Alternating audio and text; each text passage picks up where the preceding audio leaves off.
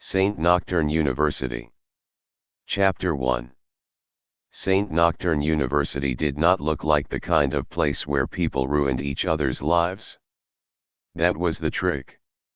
In the daylight, the campus looked expensive and historic, all black iron gates, red brick halls, arched windows, stone angels, and long walkways shaded by trees older than half the city.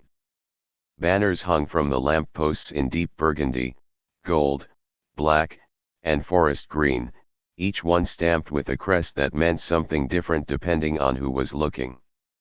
To humans touring the grounds, the crests were just tradition. To the students who knew better, they were warnings.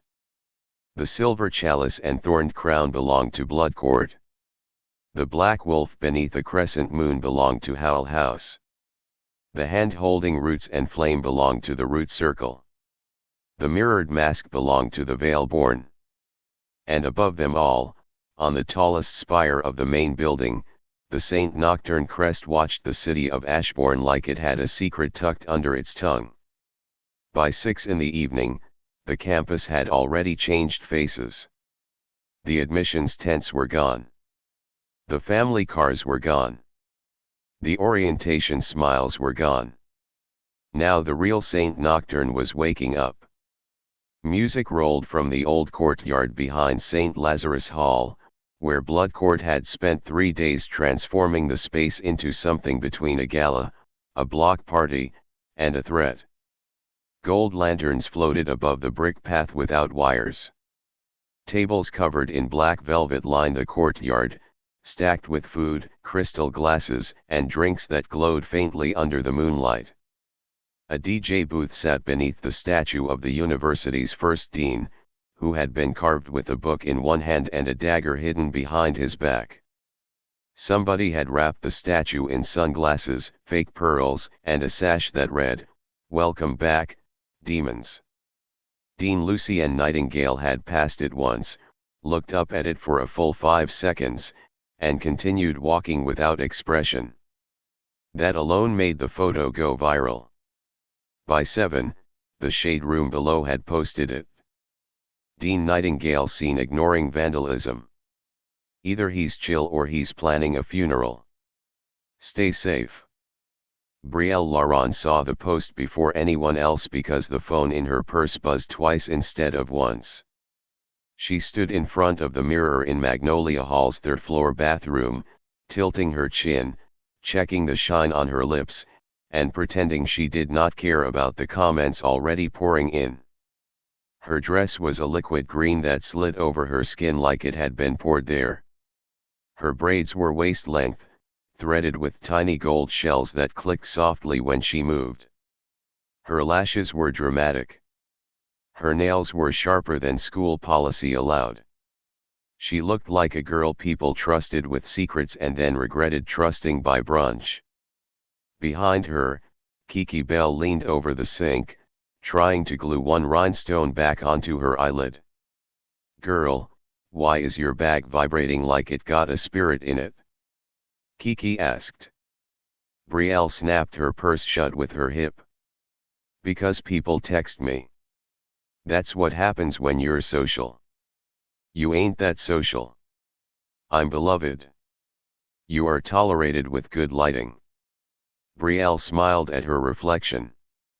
"Same thing." The bathroom door swung open, and 2 freshman girls froze when they saw them.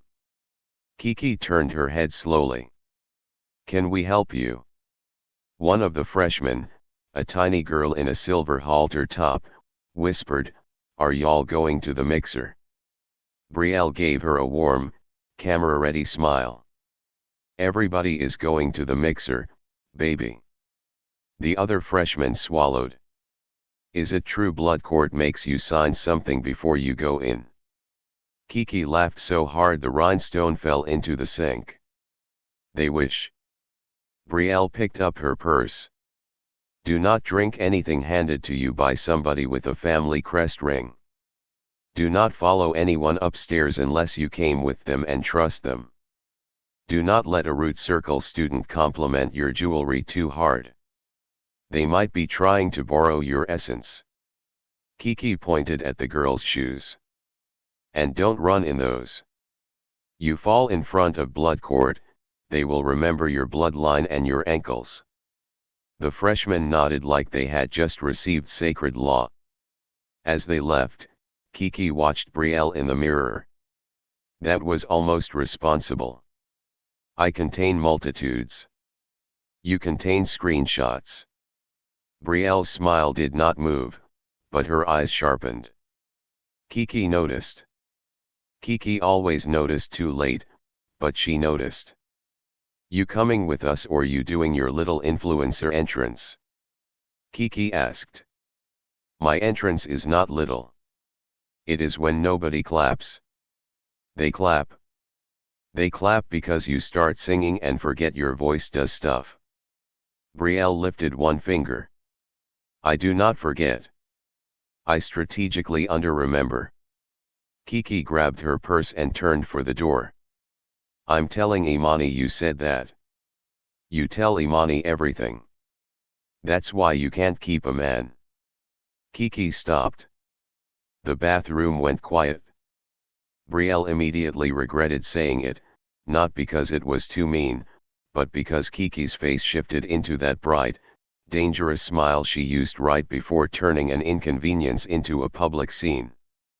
Oh, okay, Kiki said softly. You doing that tonight? Brielle blinked once. It was a joke. Kiki. No, it's cute. We joking. Brielle reached for her arm. Girl, don't be weird.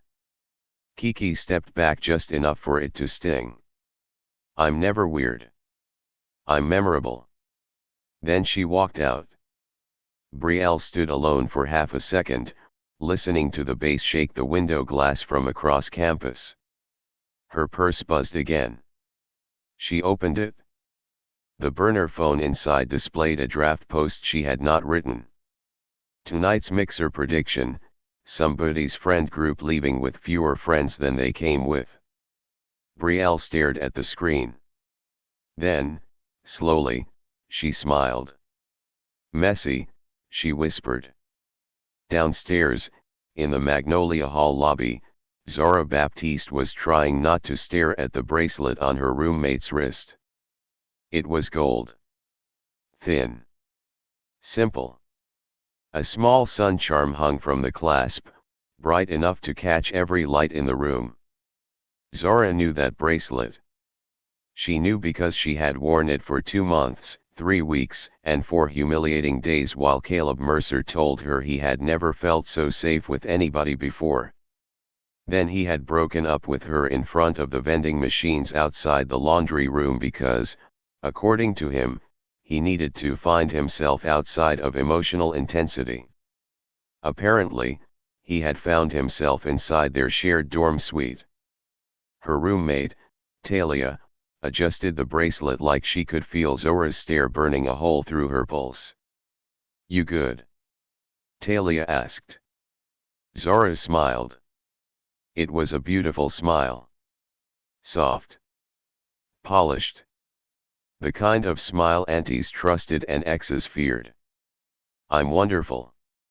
Talia's shoulders loosened, which proved she was not smart enough to survive the semester. Okay, Talia said. Because I wanted to tell you before people started being weird about it. About what? Talia blinked. Me and Caleb. Zora tilted her head. You and Caleb what? Talia's mouth opened, then closed. Oh. Oh. I thought you knew. Zora let the silence sit there until it became furniture. Around them, students moved in and out of the lobby, dressed for the mixer.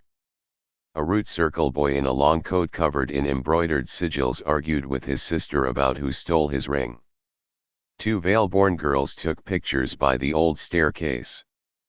A Howl House freshman sprinted through carrying somebody else's shoes and yelling, I didn't know she had a twin.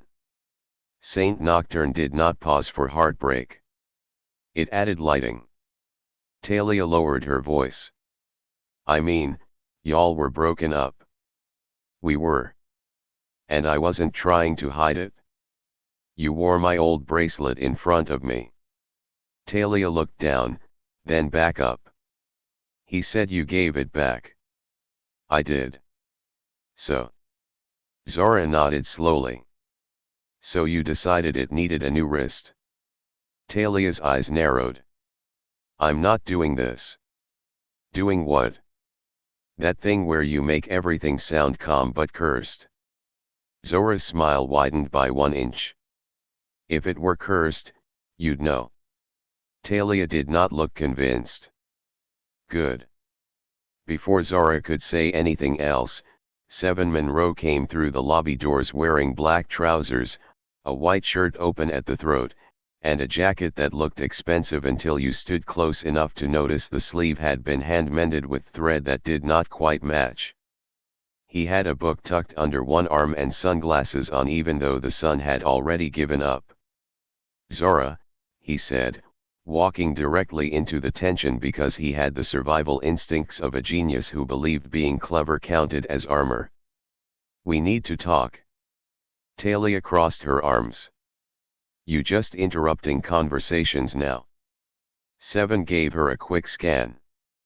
Bracelet. Face. Posture. Danger. Yes, he said. For everyone's safety. Zora did not move. What do you want? 7 glanced around the lobby. Not here. That sounds like a you problem. Delphine Hart is asking questions about me. Everybody asks questions about you. You dress like a scholarship student who robbed a vampire. That was one time. The vampire cried. He had more. Talia looked between them. Are y'all done? Zora turned back to her with that same shining smile. For now. Talia muttered something under her breath and walked away. 7 watched her go. That bracelet has a nasty little glow on it. I know. You curse it? No. You want to? Not before the party. Responsible. Zora finally looked at him. What questions is Delphine asking? 7 pushed his sunglasses up into his hair, and without them, he looked younger. Tired, too. His eyes held the permanent irritation of somebody who had spent his whole life being underestimated and still had to act grateful for the opportunity. She asked Professor Graves whether forged prophetic materials fall under academic misconduct or spiritual fraud. Zora stared. That's very specific. She enjoys precision. Did you forge prophetic materials? 7 looked offended. That's an ugly way to ask. Did you?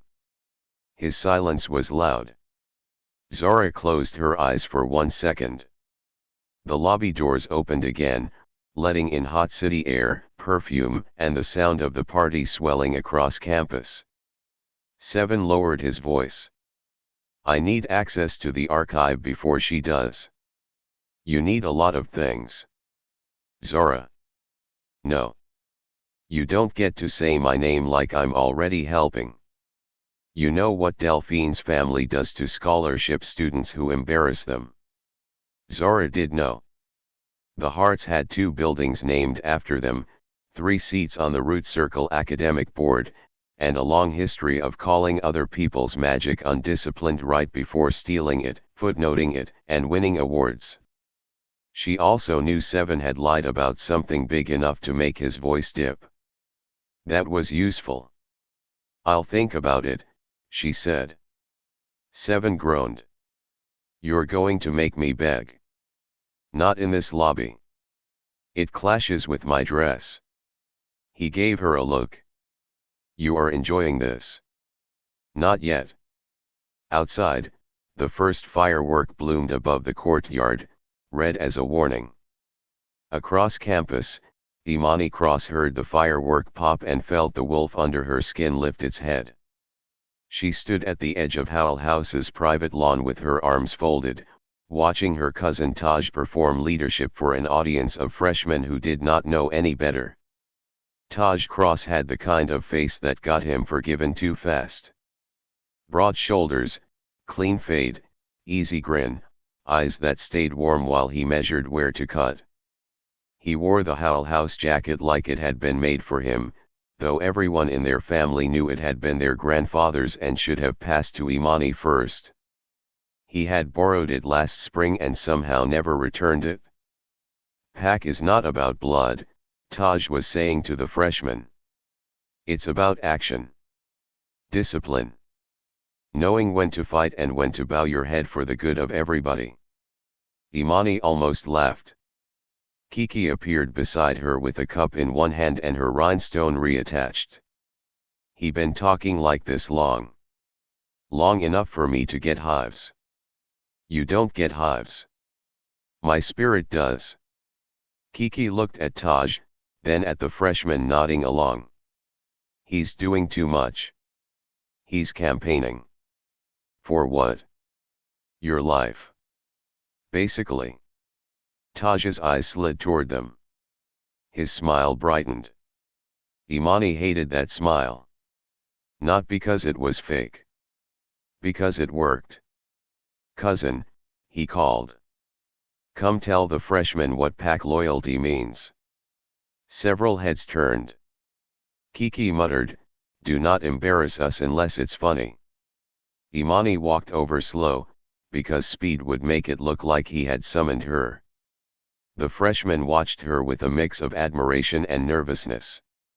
They knew her name. Everybody in Howl House did. Imani Cross, track star, future pack representative, fastest shift recovery in 10 years, granddaughter of Marva Cross, who had once dragged a rival Alpha across 3 city blocks and still made it to church by 11. Imani smiled at the freshman. Pack loyalty means you don't use family as stairs, she said. It means if you want a title, you earn it without stepping on somebody's neck and calling it tradition. The freshman went silent. Kiki took a sip from her cup and whispered, funny enough. Taj chuckled like she had made a joke at brunch. Still intense, I see. Still wearing my jacket, I see. A few freshmen looked at his sleeves. Taj's jaw tightened for half a second. Our grandfather left this to the family. He left it in my closet. Possession is not inheritance. Neither is theft. Kiki coughed into her cup. Taj leaned closer, keeping his voice low enough that only Imani and Kiki could hear. Careful tonight. Blood moons make people honest. Imani smelled the threat before she understood the words. What did you do? Taj's grin came back. Nothing you didn't already do first. Before she could respond, his phone lit up. Then Kiki's. Then Imani's. Around the lawn, every phone began buzzing in uneven bursts. The shade room below had posted. Howl House question of the night, can you lead a pack when your heart keeps wandering into enemy territory? Asking before somebody's cousin does. Kiki looked at Imani. Imani looked at Taj. Taj lifted both hands like innocence had personally sponsored him. Damn, Kiki said. We haven't even got to the party yet. At the edge of the lawn, Rome Ellis, freshman, sweet-faced and terrified, whispered to another boy, who they talking about? The other boy whispered back, I don't know, but I'm changing my major. The Blood Moon mixer did not have a door. It had an entrance. 2 blood court students stood at the courtyard arch in black suits with red-lined collars, checking names against a guest list that rewrote itself every few seconds. A floating sign above them read, Welcome to the Blood Moon Mixer. No unsanctioned biting. No curses above class 3. No shifting on the dance floor. No refunds for hexed shoes. Underneath, someone had taped a handwritten note. And please stop fake fainting near vampires for clout. Malik St. Crowne arrived at 7:30 with Serafina DuPont on his arm and 3 problems already waiting. The first problem was that Serafina looked perfect. Her hair was swept up with pearl pins. Her red dress was elegant enough for donors and tight enough to start arguments. Her family crest sat at her throat in diamonds, because subtlety was for people without generational wealth. The second problem was that Malik knew Serafina expected him to act like this arrangement was romantic. The third problem was that Zora Baptiste walked through the arch 10 seconds after him. Malik felt her before he saw her. Not magically. Not exactly. It was more irritating than magic. Zora wore black, but not morning black. Her dress had thin straps, a low back, and tiny gold beads sewn into the fabric in patterns that looked decorative unless someone knew enough root circle work to understand they were protective symbols. Her hair was pinned up with 2 gold sticks. Her lips were dark. Her expression said she had already forgiven herself for whatever she might do later. 7 was beside her, looking like he had been invited and dared anyone to prove otherwise. Malik looked away too late. Serafina noticed. Of course she noticed. Serafina's entire personality was noticing quietly and punishing later. She looks nice, Serafina said. Malik kept his face smooth. Everybody does. That was not what I said. No, but it was safer than what I was thinking. Her smile sharpened. Careful. Honesty does not suit men in debt. Before he could answer, Camille St. Crowne appeared near the champagne table. Malik's cousin never seemed to enter rooms. She materialized wherever the room's power collected. Tonight she wore ivory, which should have made her look bridal, but instead made her look like the ghost of somebody who had won the divorce. Malik, she said. Camille. Her eyes flicked to Serafina. Beautiful. Both of you. Serafina smiled. Thank you. Camille turned back to Malik. Your mother wants photographs before 10. Donors need to see stability. Tell my mother I'm stable from the neck down. Serafina inhaled through her nose. Camille's smile did not move. Still confusing charm with personality. We'll work on that. Malik leaned close to kiss her cheek, mostly because refusing would create a scene and creating scenes was Camille's favorite currency. Her skin was cold. Her voice, near his ear, was colder. Do not embarrass the family tonight. Malik pulled back. You should have raised me better. We tried. You kept developing opinions. Across the courtyard, Zora saw the exchange and pretended she had not. She also pretended not to see Malik's eyes find her again after Camille walked away. 7, unfortunately, pretended nothing. He's staring. No, he isn't. He has vampire stillness and rich boy guilt. He is absolutely staring. Zora picked up a glass from a passing tray, sniffed it, and set it back down. Don't you have an archive to break into? I can multitask. You can barely task. 7 touched his chest. Wounded. You'll live. For now. The music shifted, heavier bass sliding under an old Ashborne bounce track. The courtyard cheered as André Voss stepped behind the DJ booth. He wore a black mesh shirt under a leather jacket and smiled like every bad decision in the courtyard had personally thanked him. Saint Nocturne, André said into the mic, try not to get expelled before midterms. People screamed. A Veilborn boy near the fountain shouted, no promises. André laughed, and the speakers pulsed purple. Nobody noticed the tiny runes carved around the speaker rims, except 7, who noticed everything that looked expensive and illegal. He nudged Zora.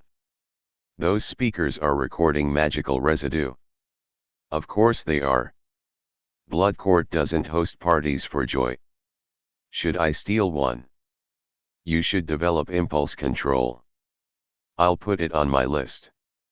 Near the food tables, Dre Coleman adjusted a tray of honey-glazed cornbread bites and watched three Blood Court boys argue over whether feeding contracts were traditional or colonial but sexy.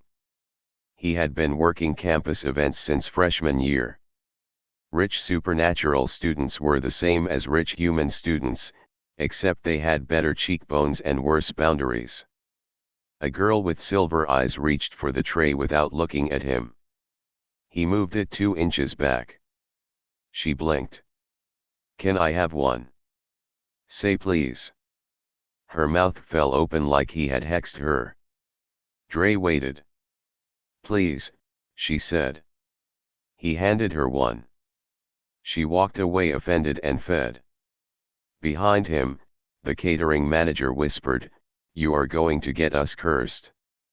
Dre shrugged. "Then they need to curse payroll too."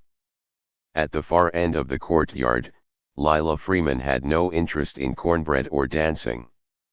She stood near the old statue with her student press badge tucked inside her blazer and her phone in her hand, recording everything. Not obviously.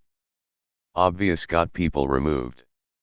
Lila had built her entire academic career on being forgettable until the article dropped. She panned slowly from Andre's speakers to the donor balcony to Camille St. Crowne speaking with Dean Nightingale beneath a hanging lantern. Dean Nightingale was laughing. Lila zoomed in. Dean Nightingale laughing was news. Before she could capture audio, someone stepped into frame. Brielle Laurent, all green silk and gold shells, smiled at the camera. "Lila. Are you working at a party? Are you performing at one?" "I was invited." "So was I." "Press badges don't count as invitations." "Neither do thirst traps, but here we are." Brielle touched her chest. "Hostile." "Accurate." Brielle glanced at Lila's phone. "You writing about tonight?" "Depends on what happens." "Something always happens." "That sounds like hope." "That sounds like Saint Nocturne." For half a second, the smile between them was almost real. They knew each other from freshman media lab, back when Brielle still pretended she wanted to be a journalist and Lila still believed the student paper could change things without getting people threatened in parking lots. Then Brielle's purse buzzed. Lila's eyes dropped. Brielle shifted her purse behind her hip. "My manager." "You have a manager?" "I have several people disappointed in my calendar." "Convenient." Brielle's smile cooled. "Enjoy your article. Enjoy your alibi." Brielle walked away before her face could answer. By 8:30, the party had split into territories. Blood Court occupied the donor balcony and the high-top tables closest to the old hall doors, where the lighting made everyone look expensive and vaguely dead. Howl House owned the lawn near the speakers, dancing in clusters that looked casual until someone from another clique stepped too close. The root circle gathered near the fountain, not because they liked water, but because fountains made good witnesses. Spell scholars stood in one knot, discussing theory and pretending they were not judging the root workers' charms. Root workers stood in another, judging them back with better jewelry. The Veilborn moved everywhere and nowhere, slipping through the party like glitter in carpet. Nasir Voss arrived alone. He did not make an entrance on purpose. He wore all black, no crest, no visible jewelry except a thin silver chain that disappeared beneath his shirt. His curls fell slightly over his eyes. He looked like someone who had come to observe and leave, which at Saint Nocturne was a rookie mistake. The campus had a talent for noticing anyone who did not want to be noticed. The first vampire who caught his scent stopped mid-sentence. Then another. Then 3 more. The reaction moved through blood court like cold water poured across marble. Malik felt it from across the courtyard. Serafina did too. Her hand tightened around her glass. Who is that? Malik did not answer because he genuinely did not know. Camille, on the balcony, turned slowly. Dean Nightingale, beside her, did not turn at all. That was how Malik knew he already knew. Nasir crossed the courtyard toward the bar without looking left or right. A couple of people stared. One girl whispered behind her hand. A blood court boy took 1 step forward before Camille's eyes snapped to him and froze him in place. At the bar, Nasir asked for water. The bartender gave him a red drink. Nasir stared at it. The bartender swallowed and replaced it with water. Zora, watching from the fountain, felt her protection beads warm against her skin. 7 followed her gaze. You know him? No. Your dress does. Zora looked down. The gold beads sewn into her dress were glowing faintly. That annoyed her. Clothes were not supposed to gossip. Across the courtyard, Sola Vega sat cross-legged on the edge of a planter with a sketchbook balanced on her knee. Nobody had invited her to sit there, nobody had been brave enough to ask her to move. She painted with a brush that had no cup of paint near it, only the moonlight gathering wet and silver on the bristles. A boy stopped beside her. You doing portraits? Sola did not look up. Not tonight. What are you painting? An apology nobody is ready to give. The boy stared.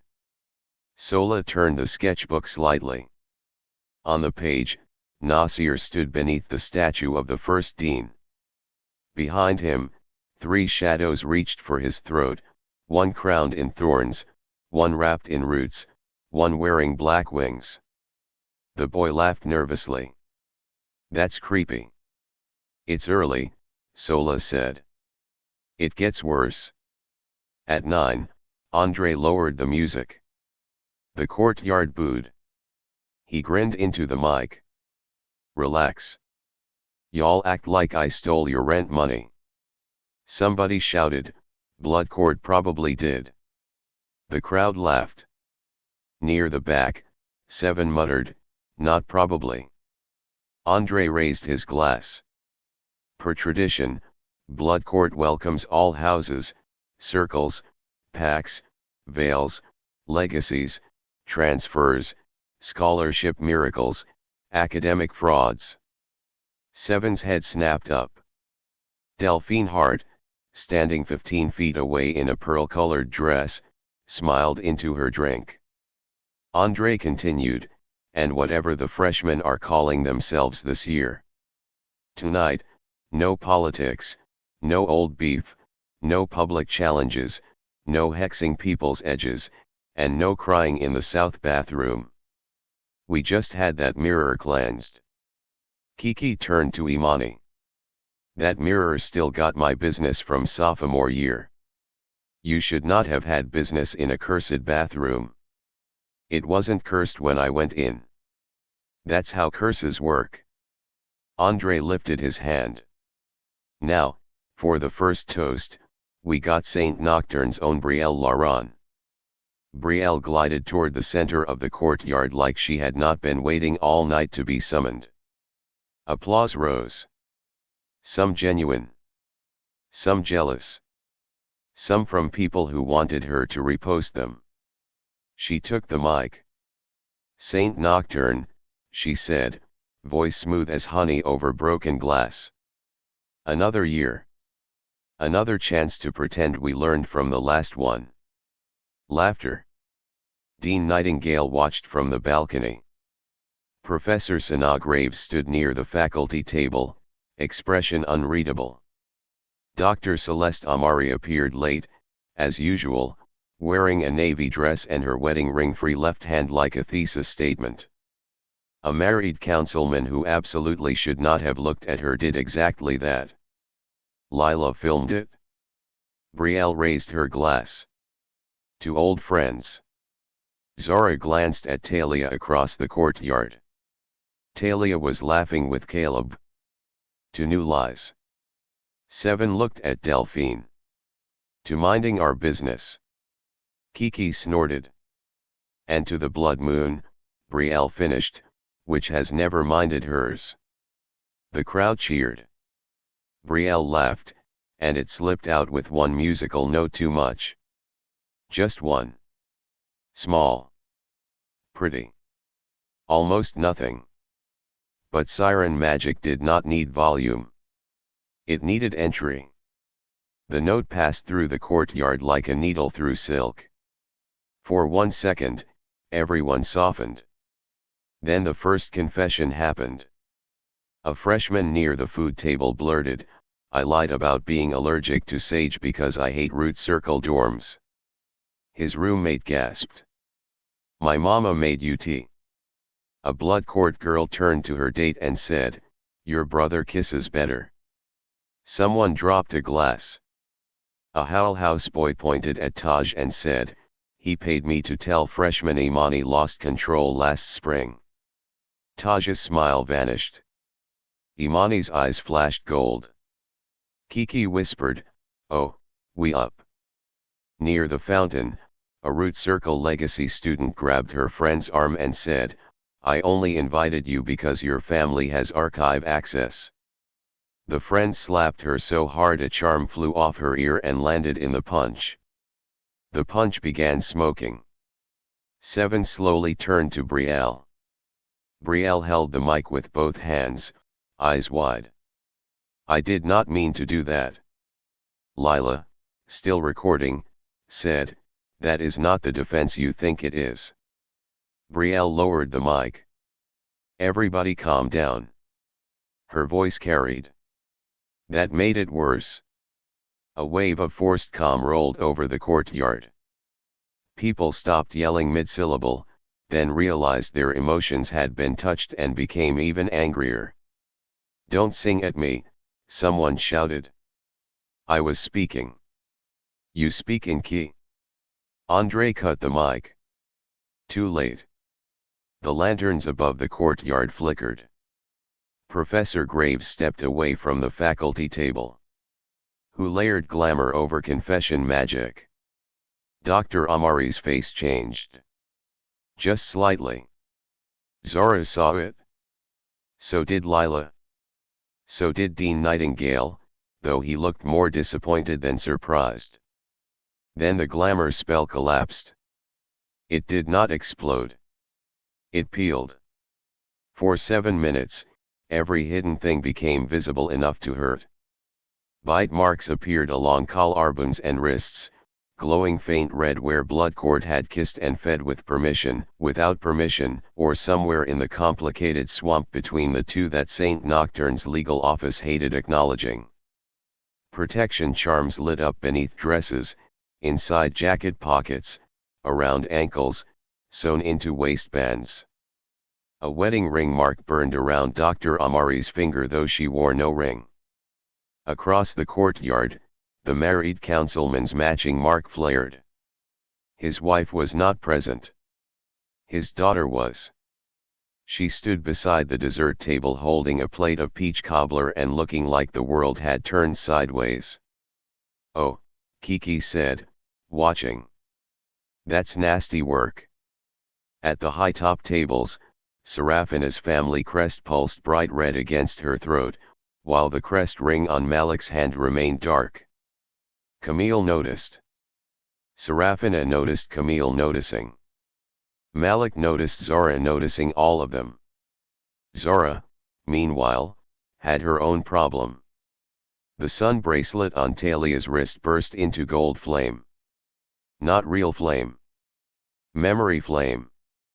Caleb stumbled back from Talia as the bracelet projected 3 ghostly images above their heads, Caleb giving it to Zora, Caleb asking for it back, Caleb placing it on Talia's wrist in Zora's own dorm room. The courtyard turned. Talia whispered, "Oh my God." Caleb said, "It's not what it looks like." Zora laughed once. That was enough. The bracelet snapped off Talia's wrist and shot across the courtyard, landing in Zora's palm like a loyal dog. Somebody near the fountain screamed, "Root circle is so messy." Zora closed her fingers around the bracelet. "I didn't call it." Seven leaned in. "But it came." "Shut up." At the lawn, Taj's borrowed jacket began to growl. Not metaphorically. The old Howl House leather stretched tight across his shoulders, seams glowing with ancestral runes. The jacket knew it was on the wrong body and had apparently decided tonight was the night to file a complaint. Freshman backed away as the collar snapped at Taj's ear. Kiki doubled over laughing. The jacket said fraud. Imani tried not to smile and failed. Taj ripped it off, but the jacket flew from his hands and landed over Imani's shoulders. The courtyard erupted. Howl House howled. Taj's face twisted. Imani stood very still with her grandfather's jacket settling onto her like it had been waiting. The wolf under her skin stopped pacing. For one dangerous second, she felt powerful enough to be cruel. Then her phone buzzed. Everyone's phones buzzed. The shade room below posted 6 things at once. Glamour down. Lies up. Caleb Mercer really recycled a bracelet on the roommate. This is why spirits don't respect y'all. Taj Cross got rejected by outerwear. Pack politics in shambles. Dr. Amari? Councilman. Dessert table daughter watching? Whose protection charm just started singing near the bar? And why did every vampire stop breathing when Nasir Voss walked in? Nasir looked at his phone, read the last line, and turned to leave. 3 vampires moved unconsciously to block his path. They stopped only when Malik stepped between them. "I would move," Malik said. One of the vampires, a sophomore from some minor branch family who thought cruelty counted as breeding, scoffed. "This isn't your business." Malik smiled without warmth. "Everything in this courtyard is my business until my cousin tells me it isn't." The vampire glanced toward Camille. Camille was watching, but she said nothing. That made the vampire nervous enough to step aside. Nasir looked at Malik. "Don't," Nasir said. Malik blinked. "I didn't say anything." "You were about to say something rich and irritating." "That is a stereotype." "Is it wrong?" Malik's smile almost became real. "Not usually." Nasir walked past him. As he did, Malik caught the scent again. "Vampire, yes. But also smoke. Iron. Candle wax. Grave dirt after rain. Root circle magic buried so deep it should not have moved through living blood." Behind Malik, Serafina whispered, "What is he?" Nasir heard her. He stopped. The courtyard quieted in sections, like people were realizing where the next show was. Nasir turned back. "A student." Serafina's face flushed. Malik should have let it end there. He did not. "Let him leave," he said. Nasir's gaze sharpened. "I don't need permission." "I know." "Then stop sounding like you're granting it." The 7 minutes ended. The glamour snapped back into place with a sound like a door slamming. All at once, the bite marks disappeared, the charms dimmed, the jacket went still, the ring marks faded, and Talia's wrist looked bare and ordinary. But ordinary did not matter anymore. Everybody had seen. Andre, sensing disaster and opportunity, restarted the music. Nobody danced. Then the south bathroom mirror screamed. It was a long, high, cracking sound that cut through the courtyard and sent birds exploding out of the trees. Professor Graves moved first. Dean Nightingale moved second. Half the party followed because Saint Nocturne students had no survival instinct when gossip was available. The south bathroom sat inside the old courtyard hall, down a narrow corridor lined with portraits of deans who looked like they had all died disappointed. A crowd formed outside immediately, students pushing, whispering, phones raised. Professor Graves lifted one hand, and the hallway lights turned blue. "Back up," she said. People backed up. Not because she yelled. Because Professor Graves never needed to yell, and that was worse. The bathroom door opened by itself. Inside, the antique mirror above the sinks had turned black. Not dark. Black. Like the glass had filled with ink.